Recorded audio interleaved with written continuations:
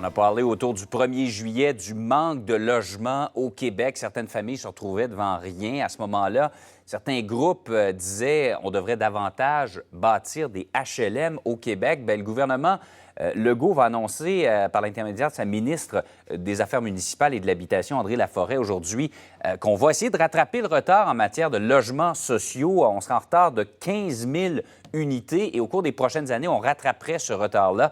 Véronique Laflamme est porte-parole du FRAPRU. On la rejoint dans nos studios à Québec. Bonjour. Bonjour. Êtes-vous heureuse de cette nouvelle-là?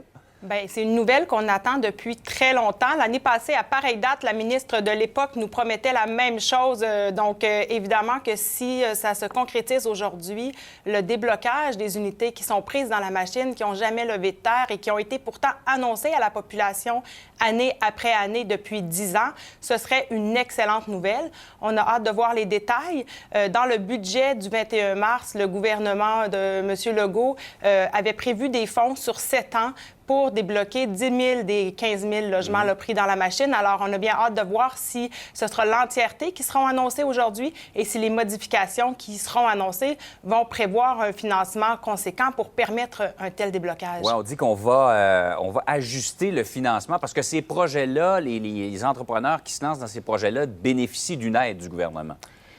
Oui, en fait, le programme Axélogie, c'est le seul au Québec depuis qui a pris le relais du fédéral, qui s'est retiré au début des années 90. Il permet de réaliser soit des coopératives d'habitation, des OSBL ou encore des logements à loyer modique développés par les offices d'habitation.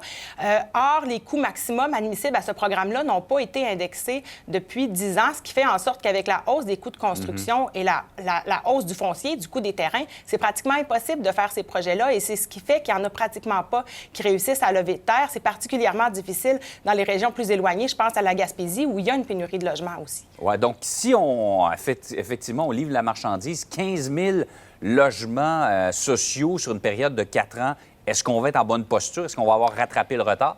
Bien, écoutez, non.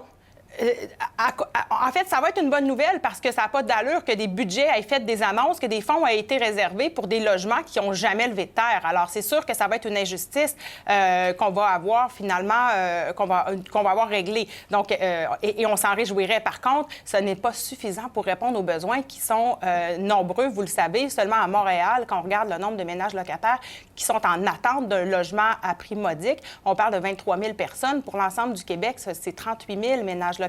Alors, c'est sûr que ces 15 000-là ne régleront pas tous les problèmes, ne répondront pas à tous les besoins, mais c'est sûr que ça va être un pas dans la bonne direction et on a surtout hâte de voir si ce sera réellement les 15 000. On parle là, à l'heure actuelle de 12 000 à 15 000, alors que le budget, lui, prévoyait des fonds pour 10 000 de ces logements-là. Mais ce sera un pas dans la bonne direction si on peut enfin annoncer ces modifications-là qu'on nous a promis dès la campagne électorale du côté de la CAQ pour enfin que ça puisse bénéficier aux communautés qui attendent. Là, il y a des projets concrets là, derrière ces chiffres-là, là, des gens qui sont mobilisés pour des projets pour personnes âgées, pour familles, pour personnes seules dans différentes villes et villages du Québec. Là, donc, ça presse. Donc, prudence face à cette annonce-là, mais vous voyez ça d'un bon œil. Merci beaucoup d'avoir été avec nous ce matin. Ça fait plaisir. Bonne journée. Au revoir.